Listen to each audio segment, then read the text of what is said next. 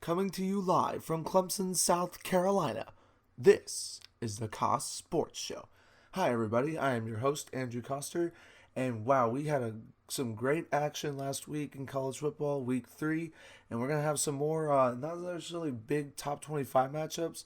There's a couple, yes. But there are a lot of, what I'd say, good games, though. I think they could be potentially trap games for a lot of top 25 schools, but we'll get into that soon. In the meanwhile, let's get to it with the past action in week 3. We're gonna start off with probably the best game in tennis, or not the best game, but the most exciting ending more in Tennessee at Florida. Of course, as y'all probably know, Florida had hit a Hail Mary from about, I think, what was it, 60 yards. Very good arm by what was his name, Franks, by the way.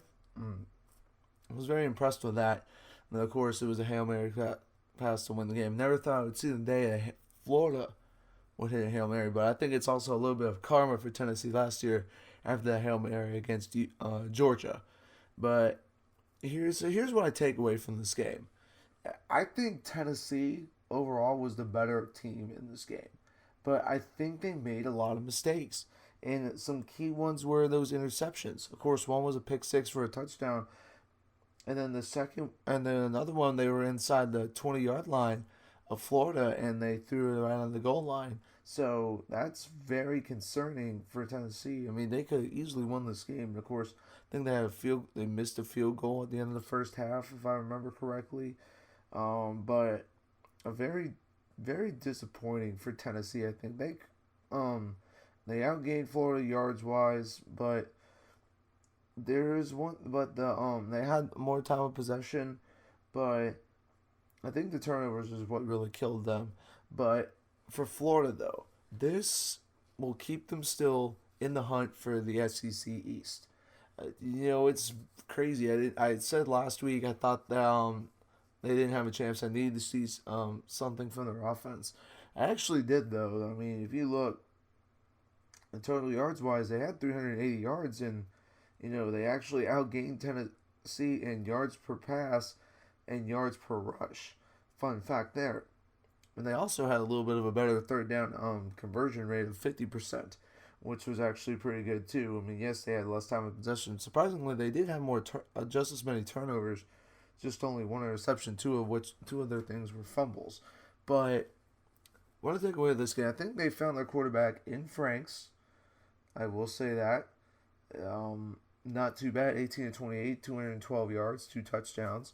I mean, of course, that game-winning Hail Mary. But I think Florida offensively finally got showed a little bit of light. Having, I think, what's their names? I believe. Oh, I take that back. They still did not have Jordan Scarlett. They did not play Jordan Scarlett or Callaway in this game. So that was a surprise. So actually, to see their offense improve like they did was actually pretty interesting. I think it still was probably because they got set up, and they actually, fun fact, they should have almost had another touchdown, but of course, a heads-up play by the Tennessee defender right at the goal line that stripped the ball away and had the ball go out of the end zone for a touchback. But I think for Florida, they're still now very much in this SEC East race. I mean, I think it's still, we're going to learn a lot more in these next couple of weeks. Of course, next week, this upcoming week, when Georgia hosts Mississippi State, which is going to be a very good game in my opinion, and as well as when on September 30th, not September 30th, I think. Actually, yes, it might be September 30th when Georgia goes on the road to Tennessee. Those are going to be some huge games that will help decide or shape the SEC East picture, I think, a little bit more. And, of course, don't forget the Florida-Georgia game down in Jacksonville. But one thing I also wanted to say about this game, how awesome was it to hear Brad Nessler again commentating? I mean, yes, he commentated in the Arkansas TCU game last week, not last week, 2 weeks ago. But I think it was just cool to see him commentating on the big game. He is honestly probably one of my favorite announcers to ever for college football. Like, if you go, like, some of my favorites, Brent Musburger, Vernon Lundquist, of course, and then Brad Nessler, I think he might even be better than either of those. And I can't forget Gus Johnson. Um, he definitely, if there's any of them who has the most enthusiasm, it's easily Gus Johnson. But Brad Nessler, it was awesome to see him finally calling a game or calling games regularly again. And in my opinion, there was nobody better to replace Vern Lundquist than Brad Nessler. This guy is an all-time legend, in my opinion, as far as commentating goes. It's crazy. He's one of the only commentators I think I've seen that doesn't have a Twitter page. Unless he's made one recently that I haven't seen, but I like Brad Nessler. He's a great guy. He just adds a lot of excitement to the game. You know, but that was just a little side note there. But the fact of the matter is that also Tennessee is also still in this SEC race. Um, because they could easily go or beat Georgia. There's a good chance they could beat Georgia when they come to Knoxville on September 30th, and also there's a good chance that Florida could lose a couple more games because I think Florida did get a little bit lucky in this game. But also going back to this last play, if you look, this was kind of a tough situation for Tennessee. I think it was just a broken play in a way because, you look where they were on the field. I don't think anyone was expecting Florida to throw a Hail Mary there. I think they were, if anything, everyone was going to look for them to try and get in the field goal range and kick a game-winning field goal. Obviously, that did not happen, but I think got the Tennessee defenders a little bit confused because they weren't trying to play a prevent defense, so they weren't thinking about the end zone. The Florida receivers ran by them, unfortunately for them. But I think they'll learn from this game. I think this will humble them a little bit more now. But they're not out of this race yet. This is still, I think, a 3-horse. Now I said it was a 2-horse race. It's back to a 3-horse race between Georgia, Tennessee, and Florida. Maybe Kentucky. We'll find out if Kentucky this week is really a contender or a pretender when they host Florida this week in Lexington. But moving on from that one, of course, now I'm going to go to a game that I was honestly wish I had been able to watch. So I actually got to watch the fourth quarter of it live at Hooters. For all who didn't know, I was at Music Midtown this weekend in Atlanta. If you haven't been to this music festival and you're big into them, I would definitely put this one on your list. Just some of the people I got to see live: Bastille, Big Sean, Future, just to name a few right there. Wiz Khalifa, Zara Larsson, Tovlo, and then also Blink 182 was there, Weezer was there, Bruno Mars was there. That's just a crazy. Oh, and Mumford and Sons was there too. But sorry, I just had to mention that is a big reason why I had to go back and watch a lot of these games actually, instead of get to see them live. But I did get to see the fourth quarter of the Clemson game, which was a beautiful sight to behold. I was getting friends to send me updates throughout the my time at Music Midtown because it was hard for me to get internet and check the score. So I had friends sending me texts, but I went back and watched the Clemson game, and what I see from this is Clemson looks like they have a complete team again. I think honestly better defensively than last year, and then I think their offense is starting to come together. But if you were going to tell me that they were going to have over 600 total yards of offense in this game and 47 points, I would have probably laughed at you. I just, especially with the way they played last week against Auburn, it was a little bit shaky. I did see signs of lights, of course, last week, but I never expected it to go from scoring 14 points, and I think they I don't even think they had 300 yards against Auburn, if I remember correctly, to going over 600 yards and 47 points. That's just ridiculous in my opinion. But but I think also what this show is crazy is Kelly Bryant outperformed Lamar Jackson in this game. Now, to be fair, I did think about this. I heard someone say this, and it does make sense to me. Kelly Bryant does have better weapons around him compared to Lamar Jackson, but last year, still, I think, even then, Lamar Jackson at least showed up to play better last week. But this time around, he got shut down. If you look at Lamar Jackson's stats, 2 of his touchdowns came in the fourth quarter when Clemson already had their backups in. And also a lot of his yards. He was only 50% on his passes. I think he led Louisville in rushing with 80-something yards. But like I said, he had a couple big runs in the first quarter. But after that, he was gone. And it was pretty crazy to think how much overall, and that team got dominated in Louisville. I mean, I expected honestly better. I expected this game to be a shootout. Honestly, I thought Clemson's defense would make some stops on Lamar Jackson, but no way did I ever think it would be like this. So that was very impressive to say the least. I mean, yes, Louisville did have 433 yards, but like I said, a lot of those came in towards the fourth quarter. And I don't think I've ever seen this, but Lamar Jackson threw a pick six. Correct me if I'm wrong, but I mean that was pretty amazing to see. When I heard someone say pick six for Clemson, I was like, my friend texted me, I was like, wait, so pick six on Lamar Jackson? I mean, Lamar Jackson's not the best passer in the world, but I don't think I've ever seen that, and he usually doesn't throw many interceptions. But another thing, Clemson had 0 turnovers in this game. This team, what I've noticed last year, one thing that really hurt them last year is the turnover bug, especially because Deshaun Watson was throwing, I think, through 18 interceptions. Kelly Bryant threw 3 games this year, 1 interception. And then I'm going to put emphasis on this interception because it was off a receiver's hands in their first game against Kent State.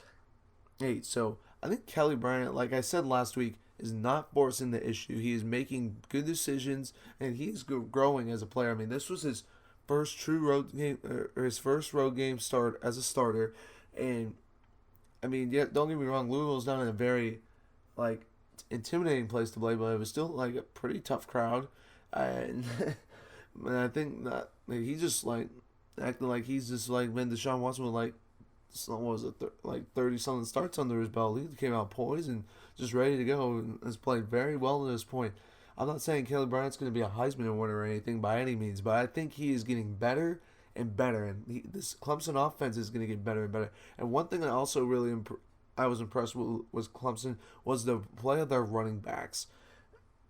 That's one thing I really wanted to see improve from last week, especially on the offensive side, because against Auburn, their running backs were nowhere to be found, and it was very depressing to say the least. But you look at who they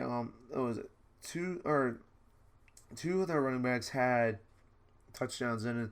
Two of them are C.J. Fuller had 34 yards, Adam Choice had 47 yards and a touchdown, and 47 yards on 4 carries. Tavian Feaster is starting to finally come out, which I think is very encouraging because there was a lot of hype coming this guy coming out of high school, and I think he's finally starting to show that he can play. And I think he's going to start getting more touches. He averaged 9.2 yards a carry, and then of course there was Travis Etienne who had 98 yards, including an 82-yard touchdown run. And I think he is going to, as the season goes on, also get more carries. So that was also very nice to see from him as well. But as far as Louisville goes, I think this just shows right now with this loss, I think they are out on the ACC Atlantic.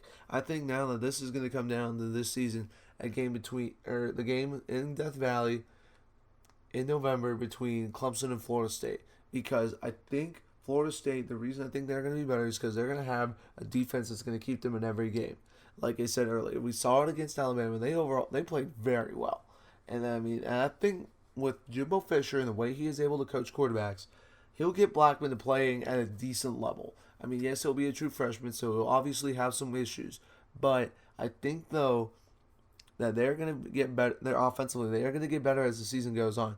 It did not help them that their first game, as far as having to go against the defense with Alabama's. But I'm not going to say, I don't think Alabama's defense may be as good as this year as it was last year, to say the least. I'll get into more of that a little bit later, though. But I was very more just kind of disappointed with Lamar Jackson. And you know what I've noticed? It seems like since the loss to Clemson, he has just kind of started dropping off. Yeah, he shows up against the not so good teams like he did against Purdue and North Carolina. Congratulations. I mean, that was kind of expected for him to go off against those teams. But when it comes to these big games, he struggles. And I don't know what's going on. I think it's partly because when you look at the overall talent-wise, you see that Louisville doesn't have the talent around him to help him. And I think it was very obvious this weekend against Clemson. But I think it's also shows that he maybe shouldn't have won the Heisman. I still say, here's why I say the reason he won the Heisman last year, and I still think he's a great athlete, don't get me wrong, was September because of the win against Florida State. And the game-winning touchdown pass against Virginia. That was kind of one of his Heisman moments, in my opinion. I mean, a lot of people say his final rushing touchdown, one of his rushing touchdowns against Florida State was, and don't get me wrong, he played good against Clemson last year, but I think ever since that loss to Clemson, he has just been overall going downhill, and I certainly don't. I certainly have him out of my Heisman race. I saw ESPN still has him as a Heisman hopeful. After this week, I don't think so. Unless you're just gonna look at stats. Those stats were padded stats when this game was already in hand and Clemson had their backups in. But that's just my personal take on it. But anyway, I think Clemson still is not out of the woods yet as far as locking the ACC title game. They still have to go to Virginia Tech in 2 weeks in Blacksburg, which will be in prime time, which is going to be very exciting to see how they'll do there. But then also, they better make sure they don't have a big win hangover against Boston College this week. I'm not saying Boston College is going to probably give them any fits, but you never know. But I think this Clemson team is not as shaky as last year because there wasn't the expectations on them coming into this year to have a national championship game. Everyone thought they were going to take a step back, and I think they kind of took a little offense to that, and they're on a mission to prove that they belong in the college football playoff and potentially going back-to-back as being back-to-back national champions. But, I mean, there's still a lot of football left to be played, and anything can happen. But Clemson still has a couple tough games, but it's easy to say they are the favorite to win the ACC at this point. But it's going to be interesting to see, though, in 2 weeks when Virginia Tech. I'm going to be definitely talking about that a lot next week. But anyway, going off from that, that was a good game. But then also the other good game this week, in my opinion, and I think everyone overall agrees, the rematch from the Rose Bowl in the 2005 season between USC and Texas in Los Angeles, just a little south of Pasadena this time. But here's what this game's got me wondering. Is Texas better than we thought? Was the Maryland game a fluke? Or is maybe USC not as good as we thought? Now, the reason I say is USC not as good as we thought was because, that team they beat pretty good in Stanford lost to San Diego State this week. Now, credit San Diego State has now beaten 2 Pac-12 teams in a row now, back-to-back weeks. But it's kind of hard. It's still too early to tell. But I think I'm going to go with for USC. I'm going to say that Texas's defense has improved a lot. Tom Herman, ever since that Maryland game, he has coached them up. They shut out San Jose State last week, and they overall did a good job of controlling Sam Darnold and USC this week. But I think, though, for Texas moving forward, they're gonna get better. I'm not saying they're gonna compete for anything as far as Big 12 titles go, but they're gonna get better. I think they have a chance to potentially upset at Oklahoma or upset at Oklahoma State or TCU in the Big 12. So don't say anything bad about Texas. But for USC, I think this was also a good wake up call because I don't think they played their best game. Don't get me wrong. And they're going to have another tough challenge next week when they go on the road to Cal. Very much a trap game. Cal comes in after being a very solid Ole Miss team led by Shea Patterson, who could be who's considered one of the best quarterbacks in the country right now. So they better make sure they become ready to play next week. I mean, this could be a tough game on the road, but USC is still overall not too tough of a challenge these next couple of weeks, or for the rest of the year. Not too much of an issue. There will be Colorado will be a tough one. I think Utah will definitely be a tough one as well. But I think overall, this USC still should be the favorites to win the Pac-12 still. But don't count out Washington yet. We just still need to see Washington play a tough game. They're going to play a tough one this week when they go to Boulder and take on Colorado, though. That is for sure. But I think USC. Fun fact, though, about that kicker who hit the game-winning field goal in overtime. He was a walk-on. This was his first ever field goal attempt. I believe they said in college, if I remember correctly, reading in college football. So that was very cool to see. Congratulations to him. And USC is also, I think they showed some resilience. Coming back after going down with like a minute to go, it just shows what Clay Helton is doing there. This is not a Lane Kiffin kind of team. This is a Clay Helton team, like I said last week. I have everyone. If y'all heard me at the beginning of the year, I was wondering if this is going to be like a Lane Kiffin kind of situation where they're going to come in highly ranked and then they're just going to just do absolutely horrible during the year. I don't think so. Again, this is also, they have a very easy schedule moving forward. I mean, Cal's going to be one of their tougher games. Utah and Colorado, like I mentioned earlier.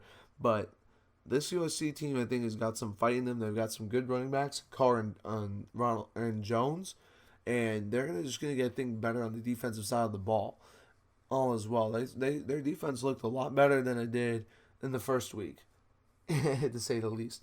But this USC team, I'm not going to necessarily say they're a lock for the playoff, though, because there are some, like I said, those tough games. But it'll be interesting to see how if both of these teams are ranked in the top 25 when they go to Austin next year to play another game. But this was a big game as far as for, I think, USC teams kind of getting a little bit of the pain off of from the Rose Bowl in the 2005 season. But I mean, it's still obviously not. It's not going to be the same. I mean, still, because it was a lot of different circumstances. This was just a regular game where Texas wasn't even ranked, and there wasn't much hype going around. I thought honestly USC was going to blow them out, but that wasn't the case. I was glad to see go back, and when I watched this game, it was a very good game. So it's going to be interesting to see how both of these teams play from the season going on. I think Tom Herman has got a lot of good things he can take away from this game, and I think it's also so does USC. But we'll see how it goes for both of them going on the year. And now going on to a game that I was very surprised at how this game ended. Mississippi State just ran LSU out of Starkville, 37-7. They just dominated them physically in this game, and I was just more just surprised. But this is how well Mississippi State played. I didn't think Mississippi State was like terrible. Don't get me wrong, but I didn't think they were gonna do this to LSU because the first 2 weeks LSU had looked very good. Shut out BYU. I mean, BYU is not as good, not that good, obviously, but it was very impressive to say the least as well. I mean, they outgained them on the yardage wise, 465 to 270, held LSU to 133 yards rushing, which is very tough to do. And I mean, Fitzgerald for Mississippi State, he could be the best quarterback in the SEC now. Of course, Shea Patterson and Jalen Hurts might have something to say about that, but he's looked very well. Dan Mullen's got this team playing on all we're playing on all cylinders right now. But we're gonna find out. Well, can they do this back-to-back weeks? Because they're going to Athens next week, and they're playing at Sanford Stadium in prime time against a good Georgia team who I don't think still has been truly tested yet. It's going on the road to South Bend was hard, but we still don't know how good Notre Dame is. We'll see as the season goes along how significant of a win that is. But this game's going to be very intriguing to say the least. But I'm excited to see. But now for this, how will LSU bounce back? I think Ed Orgeron will have them bounce back very well. If I remember correctly, I don't think they're playing too tough of a team next week. I think I'm gonna. I honestly can't remember off the top of my head who they're playing next week. They're hosting Syracuse. That should be a game they should be able to win, but for LSU, it was very concerning, especially defensively, because I had them potentially as a team to knock off Alabama in the West. Now, I would probably say Mississippi State right now has the best chance to knock off Alabama in the West because Auburn definitely had their struggles this past week against Mercer. So I'm still don't think they might not be able to either. So I think Mississippi State is a clear favorite as a team to knock off Alabama in the West because we still need to see someone knock off Alabama in the West. But of course, for Mississippi State, I believe I can't remember if they go on. Are they going on the road to? Oh, no. I think they are hosting Alabama this year. So, actually, for a second, I thought the game was in Tuscaloosa, but now looking back, no, it's in Starkville. So that'll be very interesting to see when Alabama comes to town. But I think LSU, they'll bounce back. I don't think necessarily now they're going to win the West by any means, but they're going to. I think Ed Orgeron's going to coach his guys up, or get his team together, and they're going to bounce back in a good way. Wait, but then now going on to another dominating game, but this one I wasn't necessarily surprised at Oklahoma State dominating Pittsburgh, but I think it was the way they did it. Four different receivers for Oklahoma State had at least 100 yards in receiving.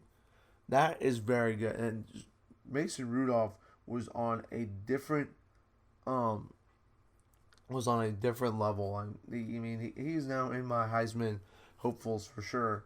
It's not surprising. He was phenomenal. The whole Oklahoma State offense and the defense for them looked actually pretty well. And it's hard to think you could say, what, a Big 12 team playing some defense. Of course, we saw Oklahoma last week against Ohio State, so played some very solid defense as well. But for Oklahoma State, I think right now, everyone's wondering, can they get into the playoff? I think there is a good chance they can. Oh, by the way, 676 total yards of offense, or 676 total yards of offense. Of course, over 572 passing, which is very good as well. Rudolph was did they put in their backups? Well, I'm sure they did. 23 to 32, 497 yards. That is incredible. 5 touchdowns. And if you look at what the score was at the end of the first half, it was, what was it? Oh, jeez. 49 to 14 at the end of the first half. So, Pittsburgh, we're going to find they're, I think, been a disappointment this year. I expected them to be better, but for Oklahoma State, we're going to find out how good this team really is this next week when they have TCU coming into town. It's about one of the other top 20, about 2 teams in the top 25 this next week. It's going to be interesting. I think it's going to be a shootout because Kenny Hill is playing lights out right now. I think for TCU, I think it's going to be a classic Big 12 shootout overall, though. It's going to be very exciting to say the least. And it's going to say, I think the winner of this game is definitely going to be the favorite to potentially knock off Oklahoma as the Big 12 champions. But also, the wonder is who will play Oklahoma in the Big 12 title game, because what if whoever wins this game loses to Oklahoma, but the other two beats Oklahoma? That'll be very interesting to see how that comes about. But also moving forward now, so there was also a decent amount of upsets. Of course, Stanford losing to San Diego State, which I think I've heard a lot of people more and more say San Diego State was a dark horse team from the Group of 5 conference to do very well. And looking at it, I need to watch more of them. I didn't watch much of that Stanford game. I didn't watch the end, which was very cool to see.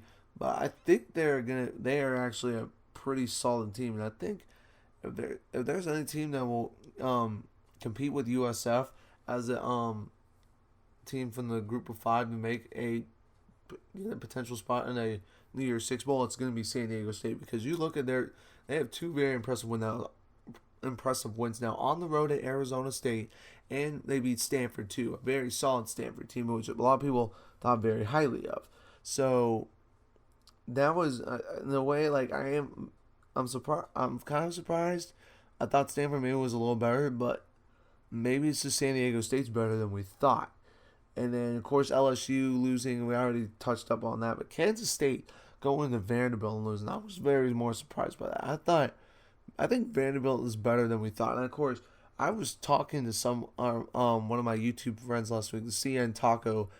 Subscribe to him on YouTube if you haven't already. He makes great videos.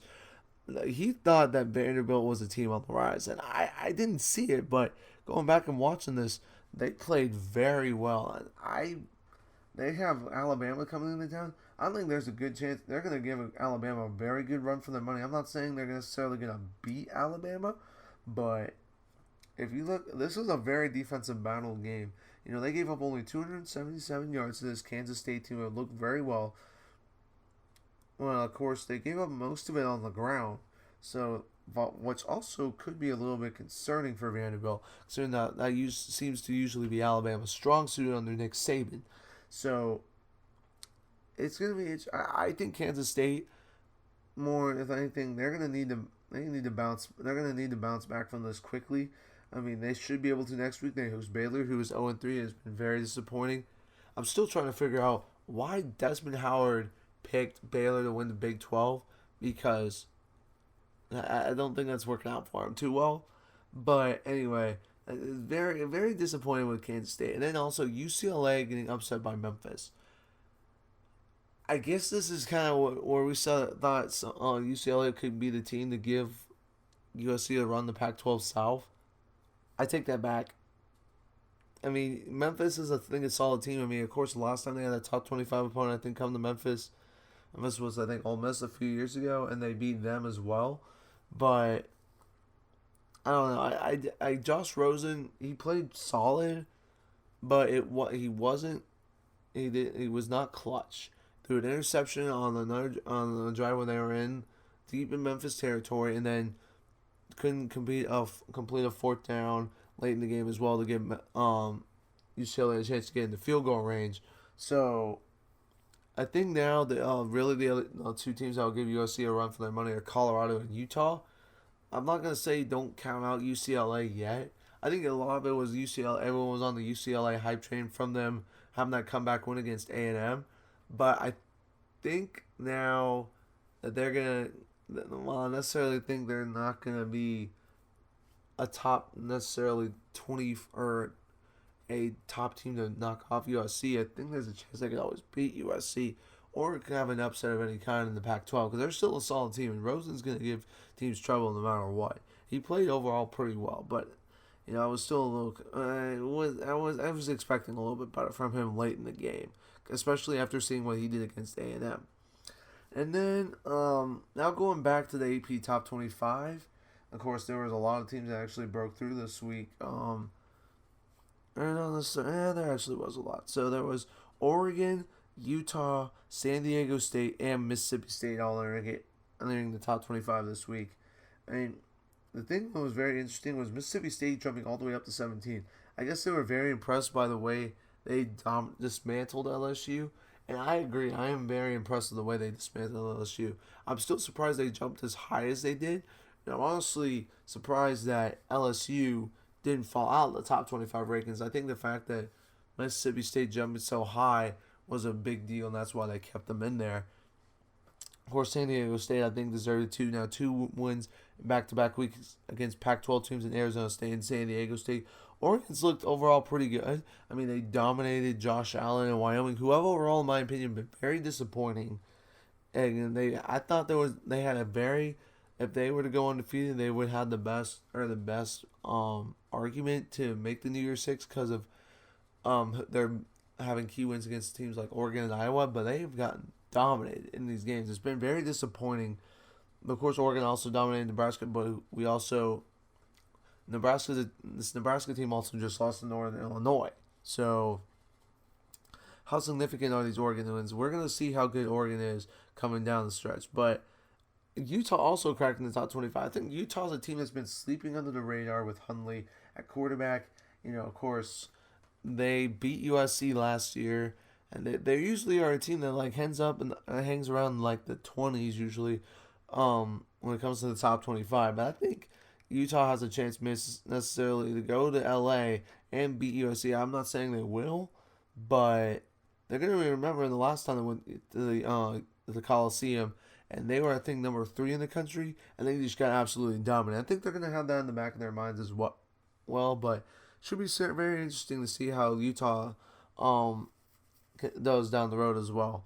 But as far as going towards the top more, I would say Clemson jumping Oklahoma is fair, just because they have 2 wins now over top 25 points compared to Oklahoma's 1. Of course, Oklahoma looked very dominant against Ohio State, but I don't think, like I said, the AP poll is still kind of just I think there's more entertainment at this point, when it's not really going to say much till later in the year.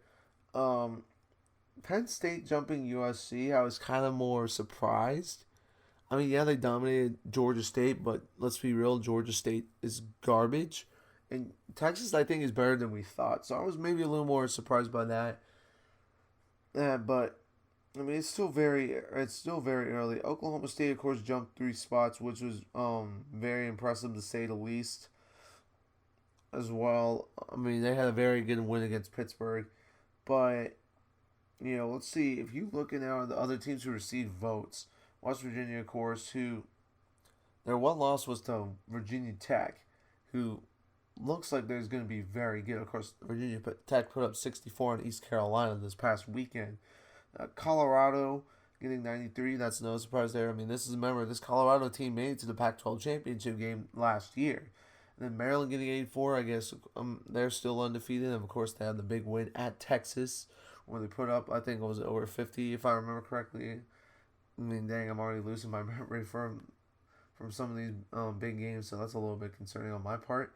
But also Vanderbilt getting 83. They were very impressed with the win against Kansas State. Notre Dame getting 57. Not really surprised. Memphis getting 21. Cal getting 19. Stanford still got some votes in 16. Kentucky 11. Duke 10. Duke's still undefeated. I think Duke is a team that can maybe lie under the radar in the ACC as a team to have a potential upset. Not necessarily win the ACC Coastal, but to have a potential big upset in the ACC. And then as well as we go to, what was it? Kansas State still got some votes. Tennessee I think Tennessee still got some votes which they deserve. Texas Tech got a couple votes. Iowa still has 2 votes. I think Iowa is a team that no one is giving any respect yet, which is very interesting because I think they've played overall very solid, or had a very solid start to the season. I think the only reason why I could see people not giving them more votes because they barely beat Iowa State. But of course, when it comes to a rivalry game, throw all things aside. I mean, it really doesn't matter at that point. Anything can happen in those games. And then Michigan State is still getting 1 vote in 8 people. I don't know why. But also, fun fact, Houston's got a vote this week. I mean, I think that's well-deserving as well. Of course, some people say they have the best player in the country in Ed Oliver, who is only a sophomore. And then Wake Forest actually got 2 votes, which was very interesting. Wake Forest, I think, is also undefeated, so it's interesting to see how they will play going forward. But anyway, that's a little bit of the breakdown of the top 25. Alabama being at 1, I get it. I would have maybe been a little happier if maybe Clemson had jumped them, but I get why they're there because they beat Florida State when they had DeAndre Francois for most of the game. But it's a little concerning that their defense gave up over 400 yards to Colorado State this past weekend. Now, credit, their head coach at Colorado State is Mike Bobo, a guy who played against Nick Saban multiple times when he was the offensive coordinator at Georgia. So he did also have a very solid game plan. But I think maybe it's also just shows that Alabama's defense is not as good as last year overall, particularly in the front 7. They are struggling, in my opinion, to get a pass rush. And that will become to be a bigger issue against guys like Nick Fitzgerald and Mississippi State later down the season. I'm not necessarily saying they're in trouble yet, but in these bigger games, we'll see really how tough it really is. Because I think they'll be going up against teams with better offensive lines than Florida State, who still, I think, doesn't have that great of an offensive line, to say the least. But now I'll go ahead and talk about also my playoff predictions still. This is who I'm going to have. I'm going to actually maybe give them an order this week. And I'm going to say 1 Alabama, 2 Clemson, 3 Oklahoma, 4 Penn State. The reason I'm going to put this also, hey, it's actually if I remember correctly, that's actually the top 20, the top 4 in the AP poll. And it is, but I do agree with that right now because, I mean, it's hard to go. I mean, of course, USC is kind of sitting out there. Oklahoma State's sitting right on the outside as well. But the reason I put in Penn State over USC is just because they haven't struggled really with anybody. USC has struggled now in 2 games. I mean, of course, I think this Texas one was a bigger deal, but was not as big of a deal as it was with Western Michigan. That's kind of partly the reason I would put them out at this point. Of course, they have a bigger win in Stanford compared to Penn State, whose biggest win came against Pittsburgh. But we're going to find out how good, though, Penn State really is this week. Their toughest test so far is going to come this weekend when they go to Kinnick Stadium in Iowa. That's not going to be an easy game. Of course, remember Iowa last year upset Michigan at Kinnick Stadium. So they know how to get the play in the big games when it comes to playing in Iowa City. So don't be surprised if necessarily if Penn State loses this weekend. I'm not saying they will, but it's going to be a very good game for to say the least. And then also, of course, with Oklahoma, they had that big win against Ohio State. And their other two games, they haven't struggled really at all. Baker Mayfield is playing very well. Lincoln Riley is doing a good job so far, it looks like, as being the youngest head coach in college football. I think Oklahoma, they're going to have some tough stuff come up for them down the road against teams like Oklahoma State, TCU, West Virginia, maybe even Texas, of course, and the Red River rivalry. It's going to be. They're still got a lot of football left to play in the Big 12, and we're going to see how good they are come down the stretch later in the season. So it seems, if I remember correctly, that's where a lot of their tough games are. But anyway, I'm not going to. And Oklahoma State, of course, is right there. We need this. I want to see them. We're going to see how good they really are, I think, this week against TCU. But if they win that game, there may be a chance that they can maybe even jump Oklahoma. I'm not saying jump Oklahoma, but they're going to be right behind them, and Oklahoma's going to know that. And it's going to be, if both these teams come into Bedlam undefeated, which is, I believe, by the way, in Stillwater this year, that is going to be very interesting because that would probably mean that they would play the next week in the Big 12 championship game. But there's still a lot of football left to be played. Any upset can happen. We'll see as this season goes on. And then also going to my Heisman picks, I wanted to update those. I'll still have Baker Mayfield as my favorite. I'm going to go, but also a guy who I took off the list. I mentioned it earlier, Lamar Jackson, because he just not showing up for the big games. I don't think he's going to do it again this year when they go to Tallahassee and Florida State, because that defense is almost, I think, if maybe not better than Clemson's defense overall. So, it's very interesting though with Lamar Jackson. But I do think he deserves to be off by the new guy who's coming on my list, and I think he deserves it after throwing for almost 500 yards and five touchdowns last weekend. And Mason Rudolph of Oklahoma State, he also played very well overall, maneuvering in throughout the pocket, and he also can make plays with his legs as well. So no surprise there. Sam Darnold, he didn't have the best game last week, but he came through when it mattered most for USC. So I'm still going to put him in the Heisman race. And of course, Saquon Barkley, who I think overall, I still, I have Mayfield as my favorite now, but personally I like just to watch Saquon Barkley play the most out of anybody in college football.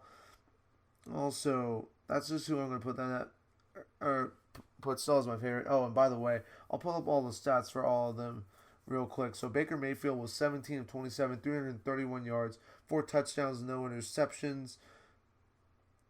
And then if we go to Saquon Barkley of Penn State, he had 10 carries for 47 yards, but also had 4 receptions for 142 yards and a touchdown there. And then if we go to Sam Darnold at USC, he was 28 of 49, 397 yards, 3 touchdowns, but 2 interceptions, and was kind of an issue. But I think he overall still played a good game. And like I said, he played well when it came to crunch time. And then, of course, Mason Rudolph of Oklahoma State was 23 of 32 for 497 yards, 5 touchdowns, 1 interception, and they have 1 carry of -2 yards. I assume that was from a sack. But Oklahoma State overall, I think, played very well. And I think they're still going to play. And as the team goes on, I think they're going to play well going down the stretch. And that's going to be the big reason is going to be because of the quarterback play of Mason Rudolph. Of course, it helps when you have great receivers like James Washington out there catching the ball for you. But anyway, that's just my little update on the Heisman watch list. And still, like I said, Baker Mayfield the favorite, but any of these guys right now I think are still in there.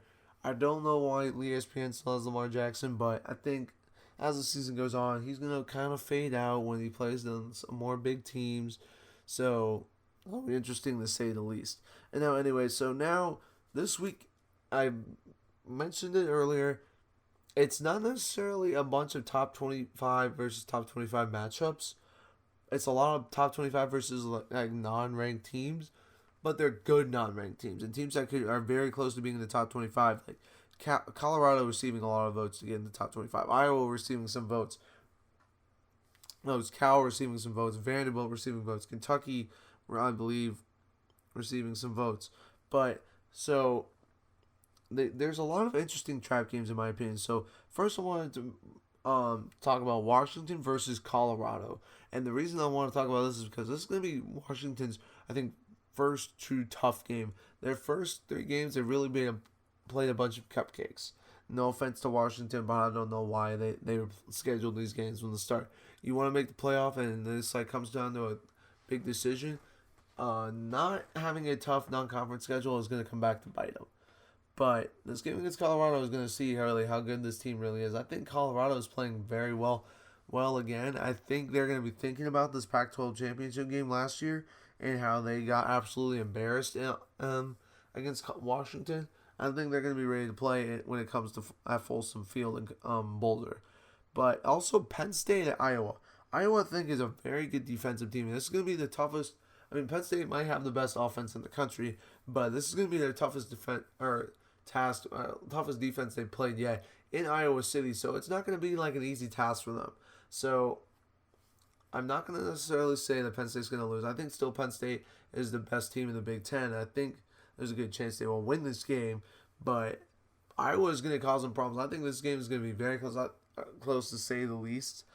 There's a reason Iowa, I think, is getting votes. I think if they win this game, they will easily crack the top 25 also. Then also Michigan at Purdue. Now, Purdue's not getting any votes, but I think Purdue, this is the best they have played since the year after Drew Brees left when they made it to the Capital One Bowl. I think it was the 2003 season. So they put up a lot of points this year. They've looked over, and their defense looked very good against Missouri last week. And yet, now, to be fair, it was Missouri. But I think this is a game for Michigan that's kind of like Iowa last year. More a potential trap game for them. Jim Harbaugh better have his guys ready to go because I think Purdue has got some confidence going for them. They feel like this is the best they've been in a long time.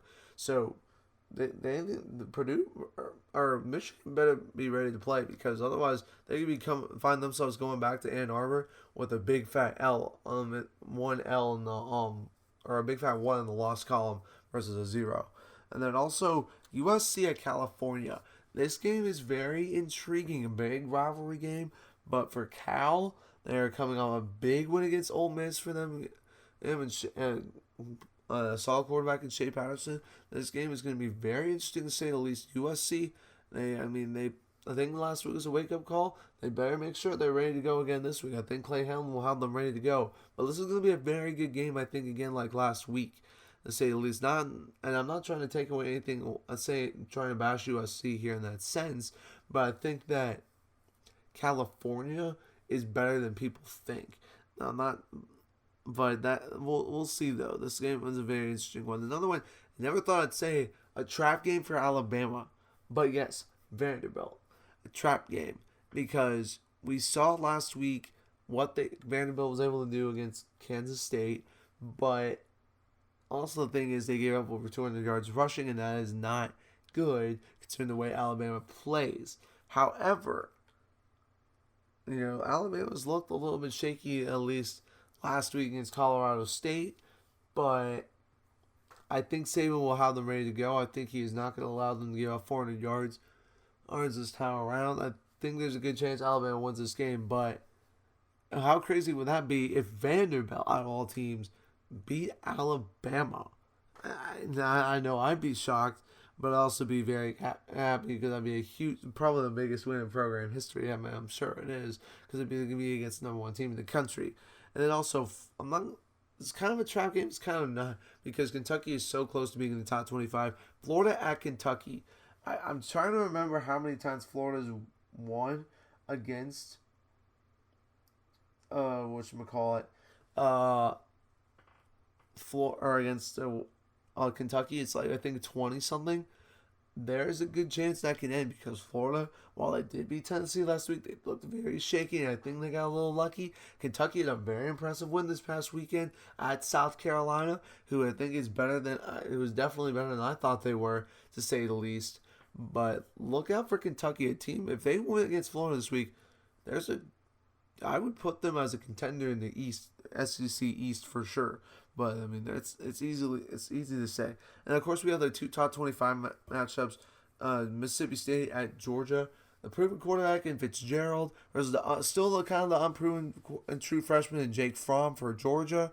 Battle of the Bulldogs, by the way, between the hedges and prime time. This is going to be a very interesting one because I think both defenses are going to be very solid. But question is how will Georgia's offensive line hold up? That's still been kind of a question. You saw against Stanford last week that Jake Fromm took some shots again from because of the poor offensive line play.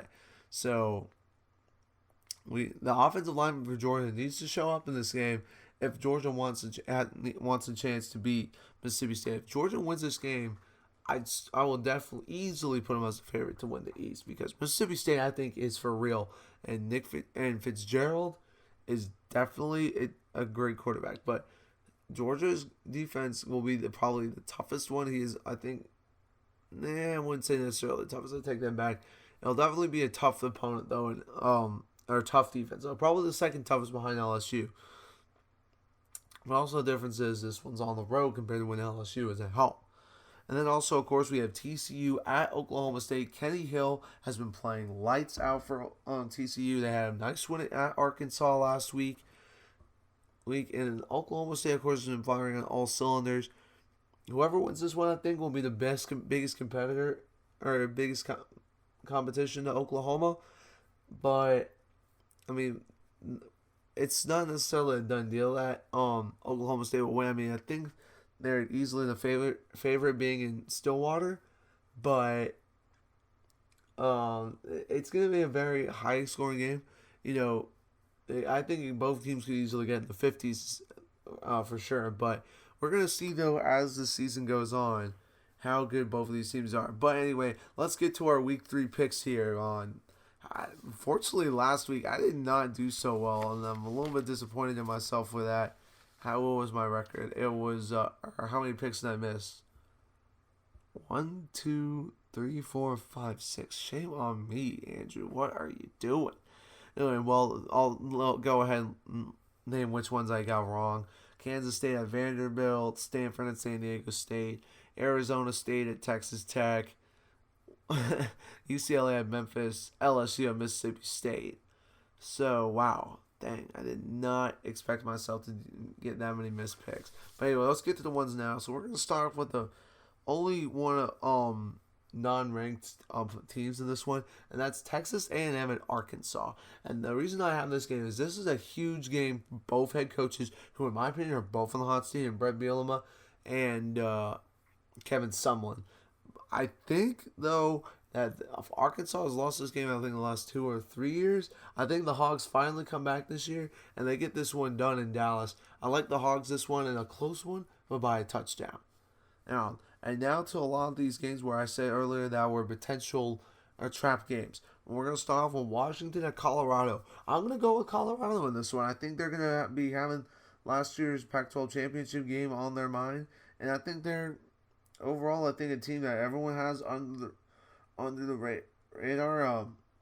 McIntyre has done a good job of bringing this program up. And I have the Buffs winning this one. I think Washington goes down. Having these non-conference games, these easy non-conference games, is going to come back, I think, and bite him. Of course, don't count out Chris Peterson. He's one of the best coaches in the Pac-12 for a reason. But I like Colorado in this one. I really do. And then next, Penn State at Iowa. I really do like Penn State. I think Iowa's going to give them a very big test, especially with Iowa's defense. But I think it's just going to be too much Saquon Barkley and Trace McSorley for Penn State. I think Penn State gets this one done by not necessarily a lot. I think they'll win by a touchdown or a touchdown and a field goal, to say the least. It's not going to be by a lot. It's going to be a good game, but I don't think Iowa State's going to not Iowa State, Iowa is going to have the same luck they had last year against Michigan. And speaking of which, my next pick, Michigan at Purdue. And I'm gonna go I'm gonna go with Purdue in this one. I think this is a Michigan team who has been looking kind of shaky at times. These last couple of weeks against Air Force and Cincinnati. I do think I heard some people say it's because of their conservative play, but I also think Purdue is a team that's on the rise and is looking for a signature win. I think this is the one where they get their signature win. I like Purdue in this one by a field goal. Very good game, but Purdue by a field goal. And you heard it here first. And next, USC at California. Or Cal Berkeley if we're going to be really specific. I think USC wins this one, but it's going to be another close game for them like last week. But I think they're starting to learn. They're very much learning how to play in these close games. I think they win this one by a maybe a touchdown, maybe 2 touchdowns. A very close game. Maybe they pull. I think overall, though, they will pull away in the fourth quarter if there's any chance for them to pull away.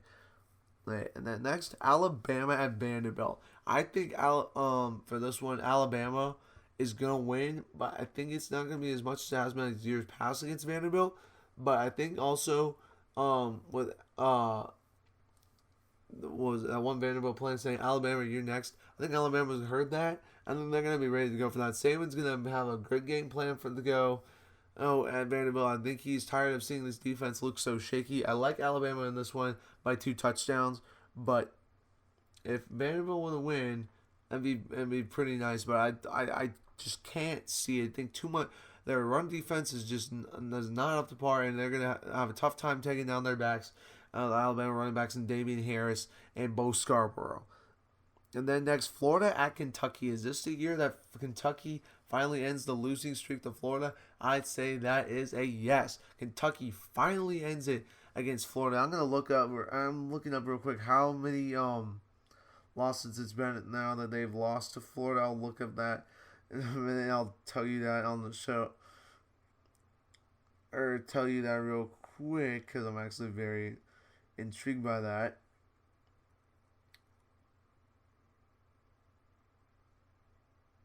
Oh, no, you know how I said it was 20? I take that back. It is a 30-game losing streak. And everyone thought there was a good chance for them last year. This is the year they ended. I like the Wildcats of Kentucky to beat the Gators and send them from Lexington with their first loss against Kentucky in over 30 years. To say the least. But yeah, that's just another one. I think Florida's shakiness is going to expose them here. Next is one I didn't really talk about earlier, but North Carolina, NC State at Florida State. And the reason that this one is because this is the first time we're going to get to see Blackman start. And Florida State's had 2 weeks off because of the hurricanes to get themselves ready for this game. And that's a chance now we're going to see how much Jimbo Fisher has developed Blackman. But I think their defense is going to also still come ready to play as well. I think with it being at Doak Campbell, I do like the Noles in this one by 2 or 3 touchdowns. I think NC State has been a little bit disappointing so far this year, but yes, Florida State wins this one by 2 or 3 touchdowns in my opinion. And then now we're going to go to the big top 25 games. Mississippi State at Georgia. And here's why I'm gonna pick Georgia to win this one. It's because I think Sanford Stadium is going to be a big one, the home field advantage. I think overall these teams seem so pretty even. Maybe Mississippi State has been a little more dominant on offense. But I think Florida's offensive line is going to finally get it together in this one. And their defense is going to, I think, give Nick Fitzgerald a rude awakening as well. But yes, I like the the Bulldogs, Georgia Bulldogs in this one by a touchdown. It's going to be a very close game. But the Dogs, in my opinion, a touchdown wins this one, as in Georgia wins this one by a touchdown. And then our final one, TCU at Oklahoma State. Which of these teams are probably the 2 favorites to knock off Oklahoma's Big 12 champions? And honestly, after watching Mason Rudolph this past weekend, it's really hard to go against Oklahoma State. And their defense looks like they can make stops and force turnovers that lead to points. So I'm going to go with Mason Rudolph and Oklahoma State in this one by as many as maybe 2 touchdowns in a shootout, though, with TCU. I think they'll make enough stops though on defense to get this win. But anyway, and also my upset alert for this week: San Diego State at Air Force. Now, and the reason I have this one is Air Force played pretty well last week at Michigan. And this is a team that, this isn't your typical offense you have to prepare for. You have to prepare for a triple option kind of attack. So, don't be surprised if our Air Force can send San Diego State home with their first loss of the season. There's probably a good chance they won't, but I there's anyone, there's any team I think that came from the Mountain West is either going to be Colorado State or Air Force that gives San Diego State and Boise State potentially too. That gives them their first loss. But anyway, that's it, guys, for this episode of the Kos Sports Show. I hope you all enjoyed it. And if you haven't already, please subscribe to my channel on YouTube at Kos Sports. And also for this YouTube video, if you haven't gotten the chance already, make sure to give it a nice like, and as well as be sure to check out my week 3 highlight vid that just came out. I worked my butt off to get this one done, and I think it's probably the best one I've done this year. So please be sure to check that out. I've gotten some good feedback from some people. Also, please, like I said earlier, if you want to be on the show, please feel free to contact me. My Twitter handle is acoster15. I would certainly love to have someone to call in on the show as well. I mean, yes, this show is still young and it still has got some room to grow.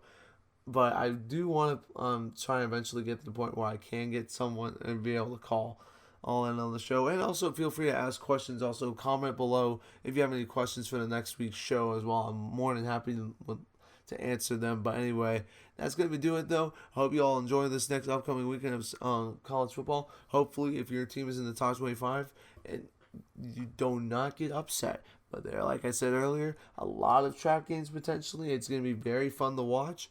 I'm gonna be at the Clemson Boston College game. Hopefully, Clemson does not have a hangover after this good win against Louisville. I don't think they will, like I said earlier. But it's gonna. So anyway, that's where I'll be spending a lot of the afternoon. But anyway, and let's enjoy your weekend of college football. Make sure to stay safe out there, and I will see you guys next week on the episode. Shoot, this is already episode 3, so it'll be on episode 4 of the Kos Sports Show.